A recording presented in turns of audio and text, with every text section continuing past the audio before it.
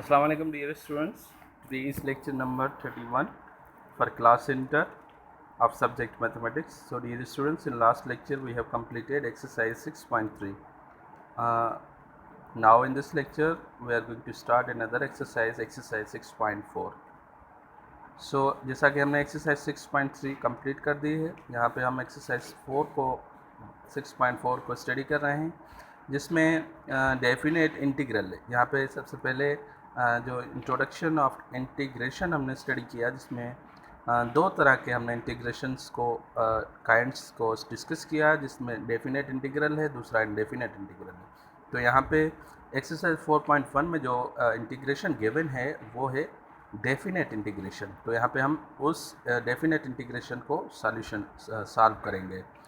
So the question is set evaluate the following integrals. सबसे पहला question, integration from 0 to 3 square root of 3t minus 1 whole square into 3। So solution is that, सबसे पहले बिल्कुल आसान, 3t minus 1 whole square into 1/3 dt। तो यहाँ पे 2 into 1/3 आपस में मल्टीप्लाई करेंगे तो 3t minus 1/2/t आ जाएगा। तो so now let's 3t minus 1 को हम u के बराबर करें, t के बराबर करें, और मल्टीप्लाई एंड डिवाइड बाय 3 करें, आपकी मर्ज़ी। सो 1/3 0 to 3 into 3t minus 1 into 2 into 3 into 3 dt। सो यहाँ पे इंटीग्रेशन बिल्कुल आसान है, 2/3 पे +1 करेंगे, डिवाइड करेंगे 3, 2 + 3 करेंगे तो यहाँ पे आपकी जो वैल्यू आएगी 3t minus 1 और 3 में कैंसिल हो जाएगा। तो जस्ट आपने 0 और 3 पुट करना है। 0 पुट करना है, सबसे पहले 3 पुट किया है, उसके बाद माइनस करके 0 पुट किया है। तो the answer will be 33/5। Another question is that integration from -3 to 1 -1 to -3 dx upon divided by x minus 1 whole cube. So यहाँ पे सॉल्यूशन इस तरह होगा, यहाँ पे सबसे पहले जो डिवाइड में है उसको ऊपर लेके जाएंगे तो -3 हो जाएगा। उसके बाद हमने जस्ट इंटीग्रेशन अप्लाई करनी, तो x minus 1 जिसकी हम लेट करेंगे u के बराबर तो 1 आएगा। तो यहाँ पे -3 और +1 अप्लाई करेंगे तो -2/-2 आ जाएगा। और वहाँ पे हमने -1 और -3 जस्ट फंक्शन में जो x है, x की जगह पे -1 पुट करना है, उसके बाद -3 पुट करना है। तो answer will be -3/32। So this is the answer. Another question is question number 5, 0 to 5 2x + 3 square root of x² + 3x + 1। यहाँ पे हमने सबसे पहले जो है डिवीजन वाला फॉर्म उसको ऊपर लेके आएंगे, -1/2 आएगा, 2x + 3 यहाँ पे, और यहाँ पे लेट करेंगे x² + 3x + 1 को u के बराबर, तो यहाँ पे 2x + 3 कैंसिल हो जाएंगे। और जस्ट आपने 0 और 5 के वैल्यूज़ जो डेफिनेट इंटीग्रल हैं वो आपको पुट करने हैं, जिसका जवाब आपको मिलेगा 2√41 - 1।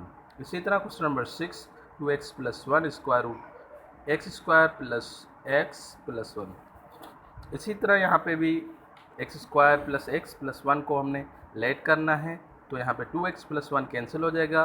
तो यहाँ पे 4/3 इसको हम ऐड करेंगे, यहाँ पे 1/3 को +1 करेंगे तो 4/3 आ जाएगा इंटीग्रेशन की। उसके बाद वैल्यू पुट करेंगे 2 और 1, तो जवाब आएगा √7 - 3 √3 आएगा।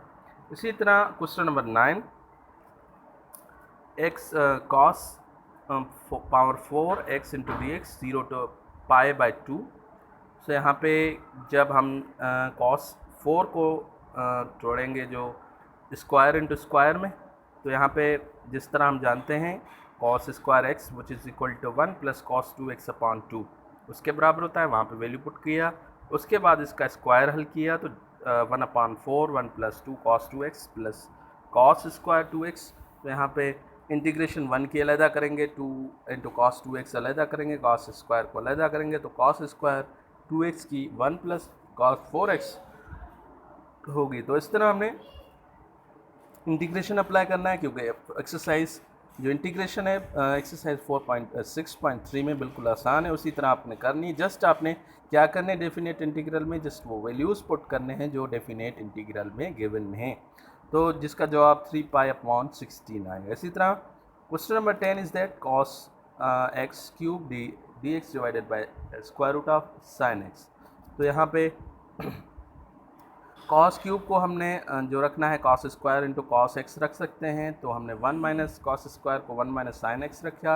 उसके बाद लेट करेंगे t is equal to sine x, differentiate करेंगे तो cos dx आएगा। तो cos dx which is equal to यहाँ पे when x is equal to pi by 2, तो t इज इक्वल टू 1 आएगा, पाई बाई 6 पे हमें 1/2 आएगा। जस्ट हमने वैल्यूज़ पुट करने हैं। उसके बाद क्वेश्चन नंबर 12 है sine square 2x cos square 2x। यहाँ पे sine square 2x 1 minus cos 4x/2 के बराबर होता है, cos square 2x 1 plus cos 4x/2 के बराबर होता है। तो यहाँ पे फार्मूला अप्लाई करेंगे स्क्वायर माइनस बी वाला।